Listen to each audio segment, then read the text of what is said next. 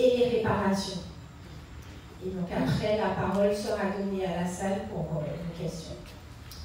Oui, bonsoir. Je voudrais également remercier le NIR et Garça Matza pour l'invitation à participer à ce 23e convoi pour les réparations.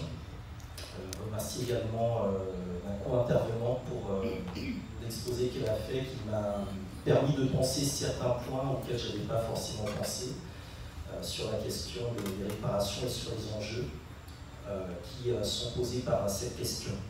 Alors, je travaille depuis 2005 sur le panafricanisme et je vois en parallèle l'évolution de ce mouvement qui a plus de 2 siècles d'existence et l'importance de poser la question des réparations de manière systémique dans le cadre des histoires comparées, des histoires connectées qui font précisément la définition du panafricanisme. Le panafricanisme, c'est vraiment le répertoire d'expériences, de trajectoires de toutes les populations qui ont été arrachées au continent africain, qui ont connu différentes trajectoires. Certains ont été intégrés au cœur de l'impérialisme américain, qui est la nation la plus développée sur le plan capitaliste, qui ont donc une approche différente des réparations.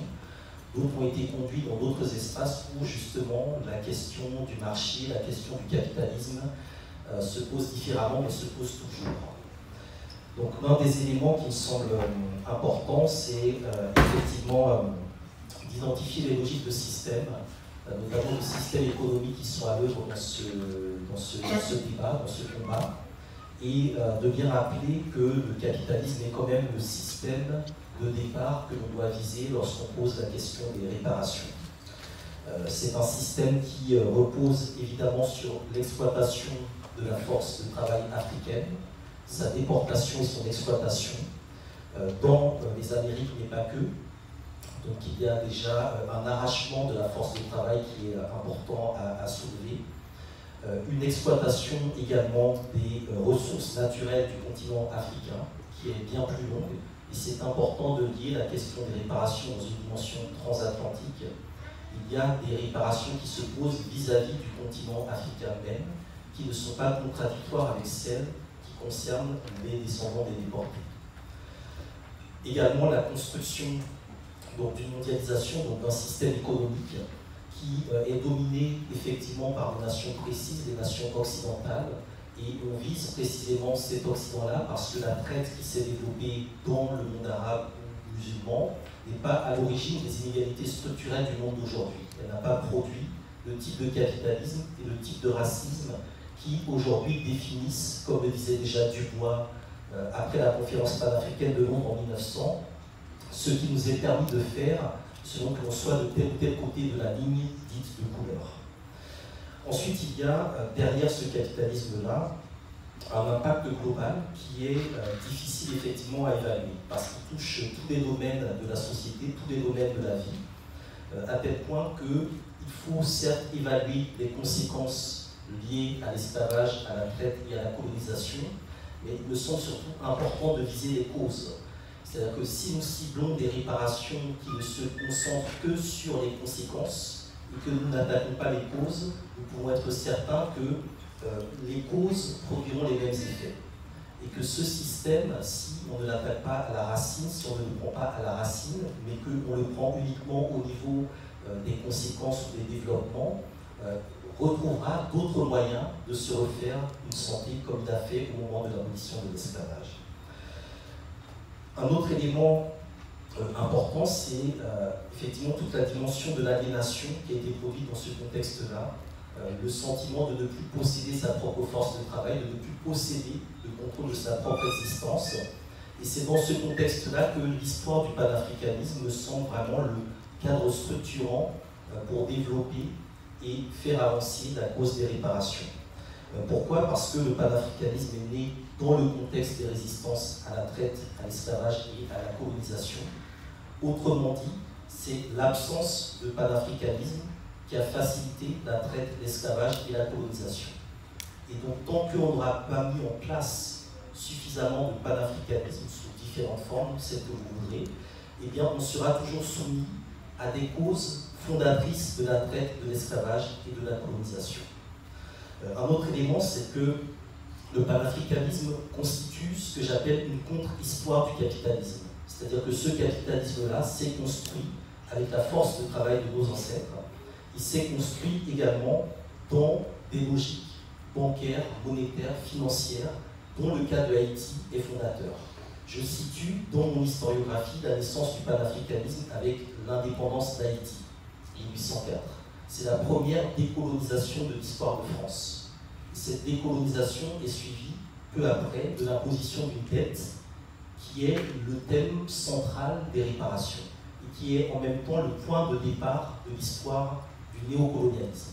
Ce système de la dette va être dupliqué à chaque indépendance qui surviendra dans l'histoire de l'humanité, qui sera en opposition avec le système des dominants.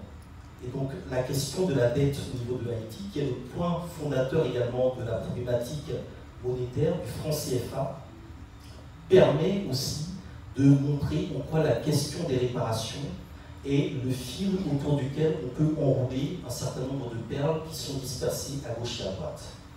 Et le cas d'Haïti, à ce niveau-là, est central. Le deuxième élément, le panafricanisme propose une contre-histoire de la mondialisation.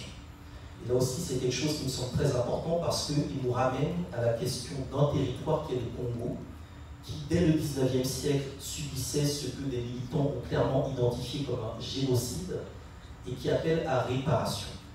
Donc je pense aussi que ce lien avec le Congo, qui a aussi, je dirais, une continuité culturelle avec des populations afrodescendantes ici, est important pour que la question des réparations, la question de la dette coloniale, la dette esclavagiste soit liée avec la situation de ce pays aujourd'hui, qui subit des mécanismes de prédation et des mécanismes de pollution qui sont quelque part fondés sur ce que l'on peut subir dans d'autres espaces. Troisième élément, une contre-histoire de la race. Et là, je renvoie effectivement au mécanisme d'apartheid, mécanisme de ségrégation, dont les États-Unis et l'Afrique du Sud ont été, on va dire, les deux piliers au cours du XXe siècle, mais qu'on retrouve dans tous les espaces qui ont été marqués par la colonisation.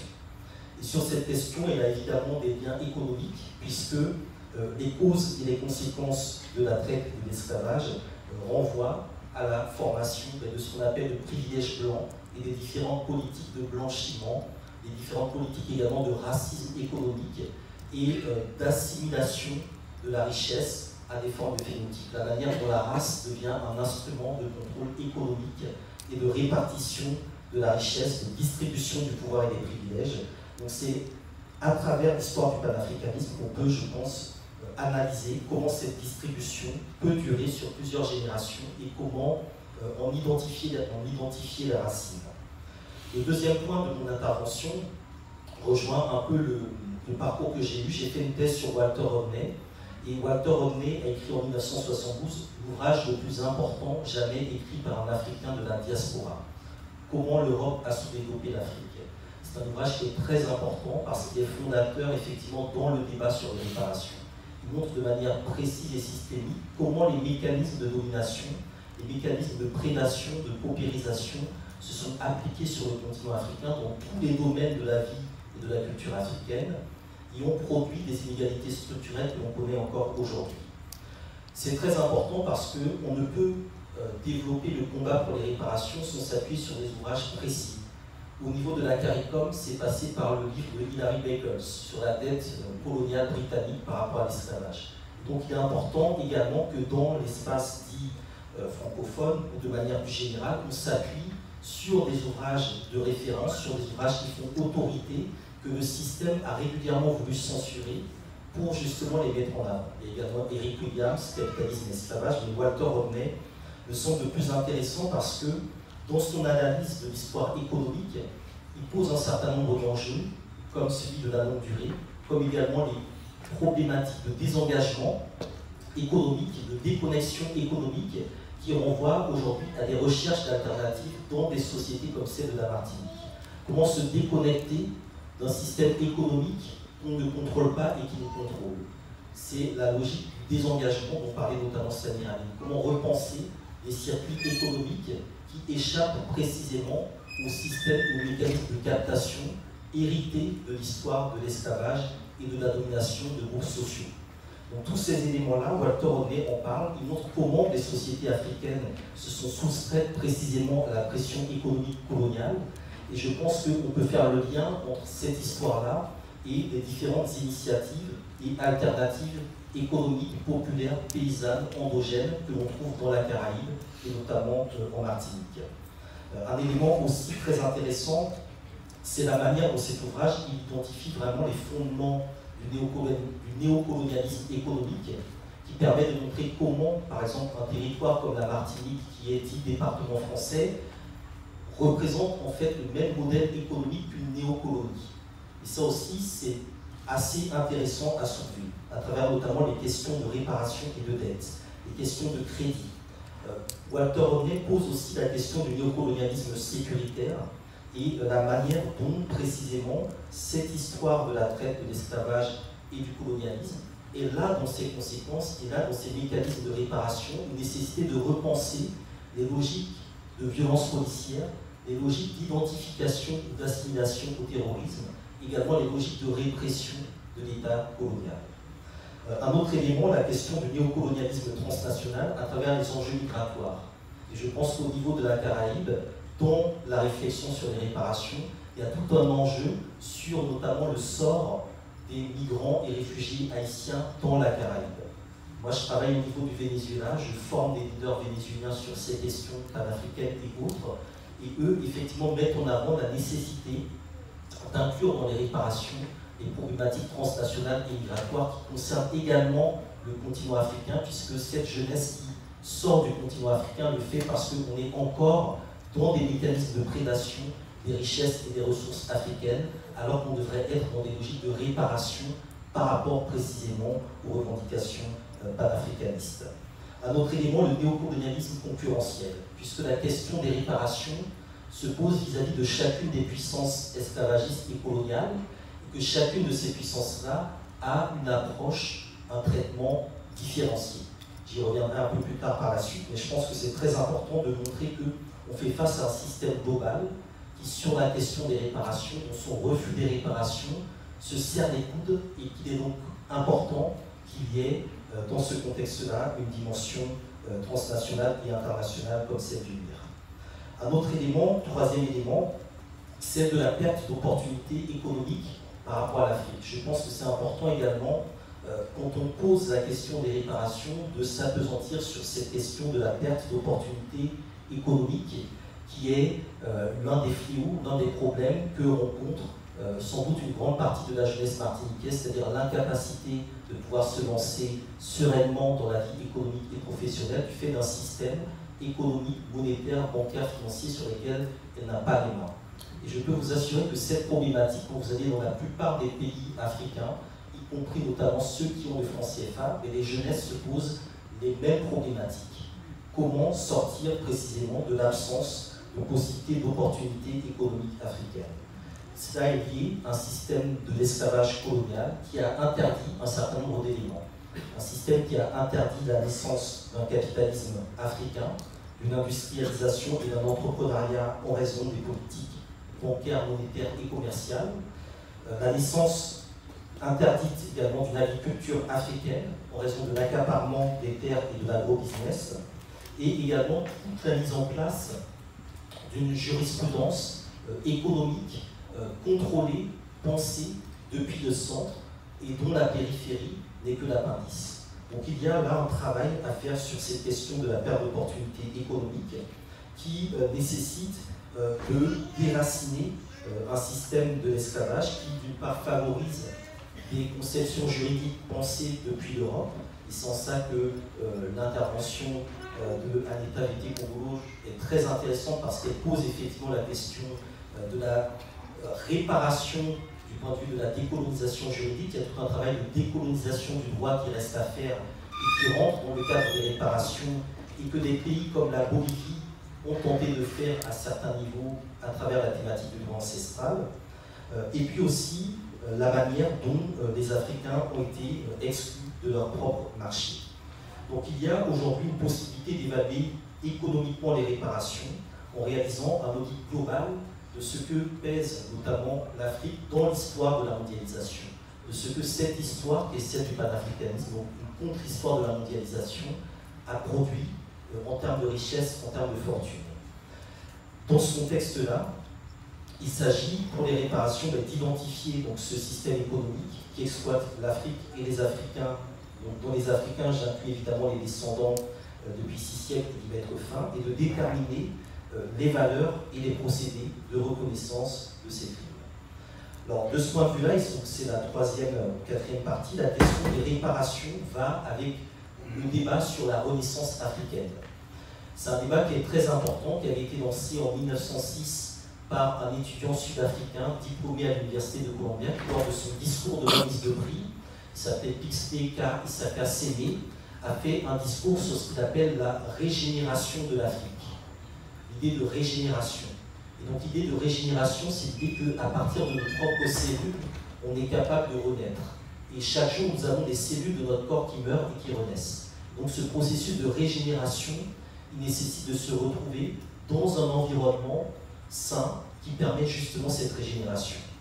En 1948, deuxième étape, dans cette réflexion sur la Renaissance africaine, vous avez un article fondateur de la décolonisation épistémologique qui est écrit par Cheikh Anta Diop. Cheikh Anta Diop, grand historien sénégalais, qui a écrit cet article « Quand pourra-t-on parler d'une Renaissance africaine ?» C'est un article qui est très important parce qu'il est écrit dans le cadre des publications par rapport au centenaire de l'abolition de l'esclavage. C'est-à-dire qu'à l'occasion du centenaire de l'abolition de l'esclavage, Cheikh Anta Diop écrit un article « Quand pourra-t-on parler d'une Renaissance africaine ?» Et il met en avant, dans ce projet de Renaissance africaine, la nécessité de nous réapproprier nos langues, nos sciences, nos savoirs et nos spiritualités. Et de fonder des modèles de développement, de refonder des modèles de développement qui tiennent compte de ce qu'on va appeler un paradigme. Et donc le paradigme de la Renaissance, il est très important parce qu'il permet aussi de donner, je dirais, des cadres structurants à ce que l'on veut mettre dans une politique de réparation, dans un plan de réparation. Troisième élément, c'est en 1994 le discours de Nelson Mandela, le discours de Carthage, lors du premier sommet de l'Union africaine, de l'OUA de l'époque, où Nelson Mandela, tout juste élu président de l'Afrique du Sud, est invité. Dans ce discours, il explique que maintenant, il faut passer au stade de la Renaissance africaine, dans lequel il inclut très clairement la question des réparations par rapport au contexte sud-africain, où l'apartheid a produit des inégalités monstrueuses, fondées sur la race, sur l'économie, le genre, etc. Mais également par rapport à l'Afrique globale, avec l'idée qu'il est temps maintenant de se consacrer notamment à la défense de la veuve et de l'orphelin. Donc c'est un projet révolutionnaire. Et donc le projet de Renaissance africaine, inscrit dans le cadre des réparations, c'est un projet qui est nécessairement révolutionnaire, même s'il ne brandit pas forcément des armes, des menaces, des insultes. Et ça aussi, c'est très important à garder à l'esprit. Dans ce contexte de Renaissance africaine, on a un certain nombre de perspectives qui ont été posées sur le continent. En 1993, vous avez une conférence panafricaine sur les réparations qui a lieu au Nigeria, organisée par Moshood Abiola, qui est un milliardaire nigérian, qui explique avoir eu cette idée après avoir discuté avec des juifs noirs aux États-Unis, qui lui avaient expliqué comment développer en fait cette question des réparations à l'échelle internationale. Et lors de cette conférence de 1993, on ressort effectivement avec un certain nombre de recommandations qui indiquent déjà la nécessité de prononcer la fin de l'apologie du crime de l'esclavage et de la colonisation. Alors tout ça c'est très important parce que ça permet de relativiser la primauté de la loi Taubira et de montrer que des Africains, dans cette période-là, précédente, avant 1998, ont déjà posé clairement la question des réparations en posant les termes. Donc c'est une manière de montrer que cette question-là, elle est aussi pensée en amont par des Africains. Le deuxième élément, c'était libérer, et là aussi c'est très important, y compris dans le contexte martiniquais, guadeloupéen, guyanais, réunionnais ou mahorais, ou kanak, libérer ou amnistier les prisonniers politiques du colonialisme et de l'apartheid. Parce que nous avons encore aujourd'hui des prisonniers politiques du colonialisme et de l'apartheid. Et donc ça aussi, ça fait partie des réparations. Ce sont des enjeux très concrets et très politiques. la restitution des terres volées, le financement des lieux de mémoire, l'intégration de l'histoire de l'Afrique et de la diaspora dans les programmes scolaires, le droit au retour ou la connaissance de ses origines, le financement de la recherche appliquée aux crimes de l'esclavage et de la colonisation, la restitution des biens culturels dérobés. Tous ces points sont déjà notés noir sur blanc dans la conférence panafricaine d'Abuja en 1993. Et Moshood Abiola indiquait que s'il était élu président du Nigeria, qui est la nation la plus puissante du continent africain, eh bien, il irait poser cette question au niveau même des Nations Unies. Et je peux vous assurer que si un pays comme le Nigeria, 200 millions d'habitants avec une diaspora très influente aux États-Unis, rentre dans le jeu, eh bien, ça va réellement changer la donne et faire basculer une grande partie du rapport de force. Malheureusement, Abiola s'autoproclame vainqueur des élections, est emprisonné par la junte militaire et mourra un peu plus tard, donc juste à la sortie de détention. Pareil, 1994, dans le contexte africain, c'est une année zéro, avec le cas de l'Afrique du Sud, le génocide au Rwanda, où la question des réparations se lie directement à la réconciliation. Comment penser la réconciliation, la réparation, la reconstruction? Comment mettre en lien tous ces éléments-là? Et ce qui va, je dirais, être très intéressant, c'est la manière dont la conférence de Durban, effectivement, va poser ces questions et susciter un certain nombre de divisions qui vont en même temps stimuler d'autres approches sur la problématique des réparations, notamment celles du MIR, qui sont vraiment importantes. Cinquième élément, j'ai évoqué Walter Rodney, je voudrais évoquer une deuxième figure un peu plus en détail qui est Wole Soyinka. Wole Soyinka est un très grand écrivain nigérian. Il est ce qu'on appelle une autorité morale incontestable. Nelson Mandela est une autorité morale incontestable et Wole Soyinka est dans le même ordre d'idées. Et donc il nous revient, il nous incombe sur cette question des réparations, de trouver suffisamment de personnalités qui sont des autorités morales incontestables pour les faire avancer. Et le cas de Wole Soyinka est un peu particulier. Il a été prix Nobel de littérature, mais il a aussi écrit un ouvrage dont je traduirai le titre sous la forme de La muse du pardon, la mémoire de l'oubli et la construction de nouvelles empathies. Donc il introduit le concept de l'empathie qui me semble assez intéressant parce que, évidemment, demander des réparations à un système froid comme le capitalisme qui n'a pas d'empathie, c'est comme se cogner à un mur. Donc il faut poser effectivement la question de l'empathie. Et Wole Soyinka pose plusieurs questions qui me sont très intéressantes. Tout d'abord, il s'inscrit dans ces débats sur les mécanismes de justice transitionnelle, tout ce qui est commission vérité, tout ce qui est procès, tout ce qui est amnistie, donc amnistie en échange de la reconnaissance du crime, tout ce qui est réparation et réforme institutionnelle valant réparation. Ça, c'est un premier élément. Deuxièmement, il dit très clairement que les réparations portent une transformation démocratique des sociétés en essayant de combattre l'inégalité et l'exclusion par la justice. Autrement dit, ici en Martinique, les réparations sont un enjeu de démocratie. Il ne peut pas y avoir de démocratie économique et sociale réelle tant qu'on ne résout pas la problématique des réparations. Et ça vaut pour la Martinique comme pour d'autres territoires, de la même manière que ça a valu pour les États-Unis d'Amérique par rapport à leurs questions noires. Troisièmement, dans le cas de Soyinka, il pose toutes les questions contradictoires pour aborder avec sérieux la manière dont on veut ridiculiser, caricaturer le sujet des réparations et instrumentaliser la division qu'il produit. Et là aussi, je pense que c'est très important de prendre même au sérieux les critiques, les caricatures, les moqueries que l'on reçoit et de les renvoyer de la manière la plus sérieuse. Je crois que c'est un sujet trop grave pour que l'on fasse des blagues, pour que l'on fasse de l'humour dessus. Donc c'est important à chaque fois, je pense, de rebondir sur le sérieux des réparations qui cachent quand même derrière ce qu'on appelle un crime contre l'humanité. Et dans ces approches, Soyinka pose la question de se demander si le principe de la réconciliation serait une forme d'impunité. La réparation est-elle la condition de la justice ou la vérité peut-elle suffire? Dans son cas, il identifie le fait que les victimes sont vivantes à travers leurs descendants qui demandent réparation. Les coupables sont vivants à travers leurs descendants qui bénéficient du privilège. Et donc on est, dans l'approche de Soyinka, dans une situation où les descendants des victimes sont, entre guillemets, prêts à faire leur propre examen de conscience et à sacrifier des figures. Autrement dit, tant que ceux qui sont visés ne sont pas prêts à sacrifier des figures, et ça rejoint aussi tous les débats autour des statuts, on ne va pas dans le sens de réparation. Donc la question du débat sur les statuts, l'espace public, la décolonisation de l'espace public est un élément qui est à inscrire évidemment dans la réflexion sur les réparations. Et de l'autre côté, il faut que les descendants des coupables, refusent de reconnaître une vérité qu'ils ne partagent pas. Et donc on est dans des situations où les descendants ont tous l'obligation de cohabiter. Donc Solinka montre en fait comment on est dans des positions qui se tiennent les unes les autres et comment cet équilibre-là est en réalité un déséquilibre. Deuxième élément, il souligne que les réparations servent, selon lui, à faire le lien entre la vérité et la réconciliation. Donc la question de la vérité et de la réconciliation, il faut établir un lien entre les deux. Deuxièmement, reconnaître la résistance des victimes face à la violence des coupables.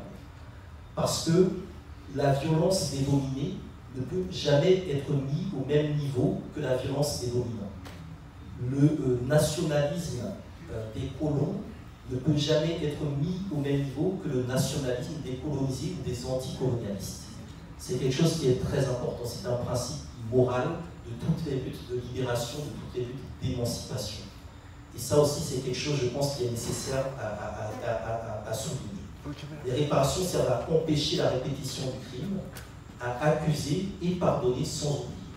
Sur la question de l'impunité, Solinka estime qu'un principe de restitution est obligatoire après un acte de dépossession, mais qu'en même temps, l'histoire de l'Afrique est pleine d'impunité des dirigeants envers leur propre peuple. Et ça aussi, c'est un élément qui est très intéressant, c'est-à-dire que l'impunité doit être aussi un élément central de la réflexion sur les réparations. Et elle doit s'inscrire évidemment dans l'actualité contemporaine. Comme je le disais, il ne s'agit pas de traiter les conséquences, mais de traiter les causes.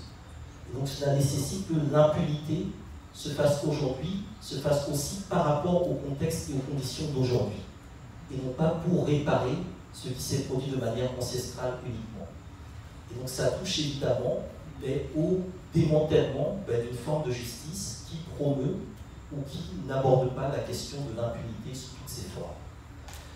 Dans l'approche de Solinka toujours, donc je ne me cache pas derrière Solinka, mais je pense que c'est important parce que c'est une autorité morale, il y a aussi l'idée que l'absence de réparation fait que les relations raciales sont marquées par la culture de l'impunité. Il prend le cas des États-Unis. Le cas de George Floyd et de bien d'autres, c'était bien avant George Floyd qui a écrit ça, mais le fait qu'il n'y ait pas de réparation maintient dans le système producteur d'inégalité, dans le racisme producteur de cette inégalité, une culture de l'impunité dans le rapport de classe, de race, de genre et le rapport social. Et dans ce contexte-là, les réparations sont une obligation pour réparer la vision raciste de l'humanisme européen. Ça rejoint notamment les propos de Aimé Césaire dans le discours sur le colonialisme et le fait que l'Europe est capable de réparer d'autres Européens, mais elle n'est pas capable de réparer des peuples qu'elle continue à penser ou qu'elle a construits comme étant inférieurs ou infériorisés. Donc la question des réparations s'inscrit aussi dans ce parallélisme, dans cette homologie structurale entre l'Occident, qui se verrouille et qui se ferme, et le reste du monde. Donc, un autre élément, dans l'identification des acteurs, Solinka pose vraiment les questions sensibles. Qui doit recevoir des réparations, qui doit en verser? Les Africains peuvent-ils demander les mêmes réparations que les Africains de la diaspora? Y a-t-il des groupes en Afrique qui doivent payer des réparations? Que faire de l'Afrique du Nord, etc. Ce qui est intéressant, c'est que Solinka identifie effectivement l'un des arguments utilisés par ceux qui refusent de payer des réparations. C'est-à-dire l'idée que la pauvreté, la misère et tous les autres problèmes que connaissent les anciens territoires colonisés ou esclavagisés ne seraient pas la responsabilité des Occidentaux ou la conséquence de la traite et de l'esclavage, mais le résultat de la corruption, de l'incompétence, de la paresse des dirigeants africains et de l'échec des États indépendants post-coloniaux. Ça, c'est vraiment la manière dont on se débarrasse en fait de cette question. Et ça aussi, ça renvoie, je dirais, à des approches qui sont vraiment, inscrites dans la structure de domination. Le point suivant, c'est la question également d'identifier les réparations comme la base d'un droit moral africain.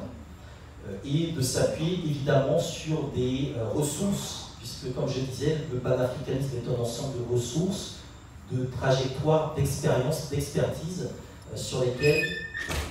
pour lesquelles nous devons puiser.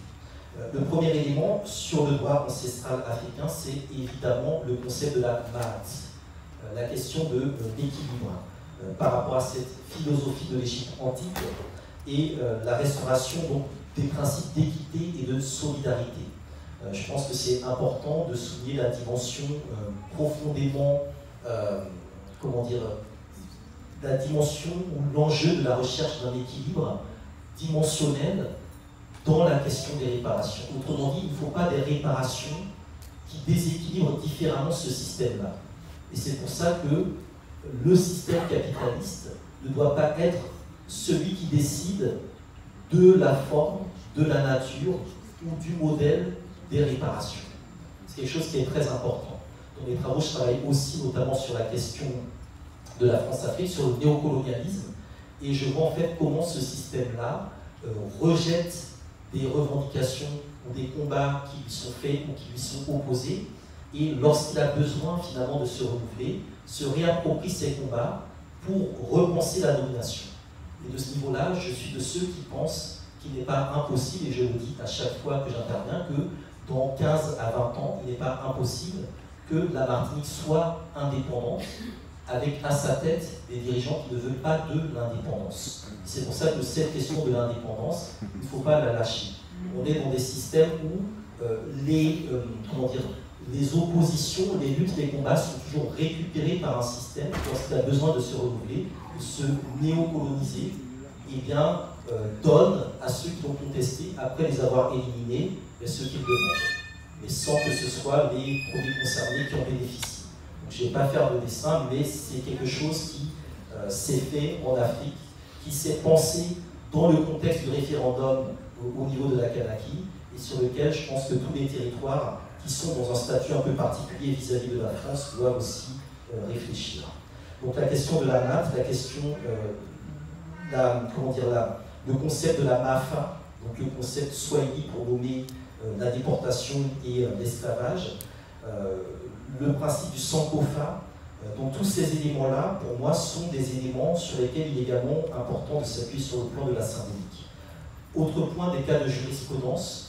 Donc l'an dernier, en décembre, on avait notamment évoqué, commémorer les 800 ans de la Charte du Mandé, qui est un texte de droit africain au niveau du Mali et de la Guinée, qui pose notamment la question de la restitution, la question de la réparation, en estimant que tout tort causé exige réparation. Et c'est quelque chose qui se pense dans des sociétés antécoloniales, dans lesquelles la question de la privation de liberté se posait différemment en lien avec les enjeux de restitution. Et donc ça renvoie aussi à la manière dont on doit repenser, dans le contexte des réparations, la politique carcérale qui est spécifiquement appliquée dans des territoires d'outre-mer comme la Martinique, la Guyane, la Guadeloupe, etc. Parce que là aussi, il y a un différentiel qui s'inscrit dans les conséquences de la traite et de l'esclavage. La traite et l'esclavage, on produit la plantation, on produit la colonie, on produit la prison et on produit le ghetto. Ce sont 4 lieux spécifiques sur lesquels il faut aussi penser des logiques, des problématiques, des politiques de réparation qui ne soient pas juste des politiques de la ville, de l'urbanisme, etc. Donc cette question de la Charte du Mandé, elle apporte, je dirais, des éléments, de jurisprudence. Alors, je vais passer sur quelques éléments pour revenir sur, dernier point, la manière dont cette question des réparations pose, je dirais, plusieurs tableaux et plusieurs champs. C'est une question qui vient contredire le récit national colonial, donc le récit notamment abolitionniste, et l'un des enjeux, évidemment, c'est de parler au maximum de l'abolition pour effacer l'idée des réparations, puisque l'abolition est vue comme un don, comme une réparation, etc. Voilà, je pense que ça a été assez bien expliqué précédemment. Maintenant, l'un des enjeux, en lien avec cette question du panafricanisme, c'est effectivement de voir les différents niveaux auquel cet enjeu-là se pose. Aux États-Unis, comme je le disais, on est sur un droit national. C'est-à-dire que la question des réparations est vue dans une logique interne, parce qu'il y a eu un esclavage, un colonialisme interne, et que la gestion des Noirs américains par le pouvoir américain s'inscrit vraiment dans cette logique de colonialisme interne qui fait que les réparations se posent par rapport au droit national au niveau des États-Unis, avec également une situation où ce droit national au niveau des États-Unis l'emporte sur le droit international du fait précisément, comment dire, du fait que dans la société américaine, il y a une souveraineté qui réside dans le capital, dans la propriété privée, etc. Donc l'un des enjeux sur lesquels aujourd'hui on peut travailler, on peut réfléchir, c'est effectivement comment s'appuyer sur les différents jurisprudences et comment les internationaliser. Au niveau de la CARICOM, c'est une question effectivement internationale, mais qui est marquée par la situation spécifique du Royaume-Uni, dont l'enjeu n'est pas tellement est-ce que les États veulent sortir du Commonwealth, mais la question des réparations. Et là aussi, dans le plan de la CARICOM, dont je rappelle très rapidement les 10 points, donc des excuses sincères et formelles, un programme de rapatriement, un programme de développement pour les peuples autochtones, le développement de musées et d'institutions culturelles, un traitement médical ciblant les stigmates de l'esclavage, le combat contre l'analphabétisme, le développement des réseaux Afrique-Caraïbes, l'éducation contre le racisme par l'histoire, le développement d'industries et l'annulation de la dette. Donc dans ces 10 points du plan de la CARICOM, on a certains points qui renvoient aux conséquences de l'esclavage et d'autres qui renvoient, je dirais, aux inégalités structurelles entre guillemets post-coloniales.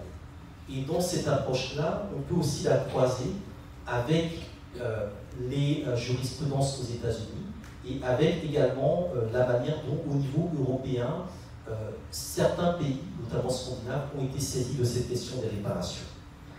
Dans le cas de la France, on est dans une situation différente parce qu'on est dans une situation qui reste fondamentalement coloniale. Et cette situation coloniale fait que, effectivement, au moment de l'abolition, eh bien, on peut être abolitionniste, on peut être anti-esclavagiste, mais fondamentalement raciste, paternaliste et colonialiste.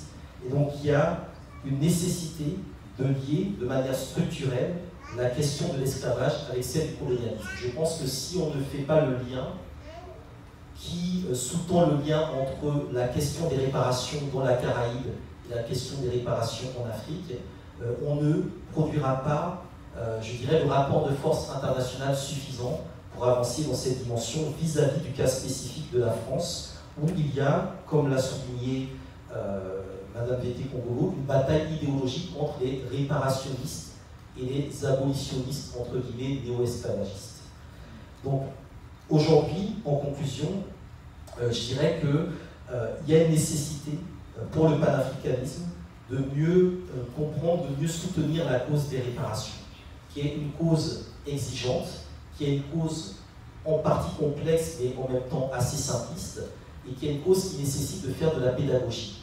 La difficulté du panafricanisme par rapport à d'autres idéologies plus abouties comme le marxisme, c'est qu'on ne parvient pas nécessairement, ou on ne prend pas nécessairement la peine d'expliquer toutes les inégalités structurelles dans lesquelles nous vivons par le biais de l'histoire. Et c'est pour ça que j'ai cité la référence à Walter Rodney, dont l'ouvrage pour moi est très important. Pour moi, c'est l'équivalent dans notre combat de ce que peut être le capital dans le combat des prolétaires. C'est quelque chose qui est très important et on a besoin de ce type d'outils pour bien cibler des enjeux idéologiques.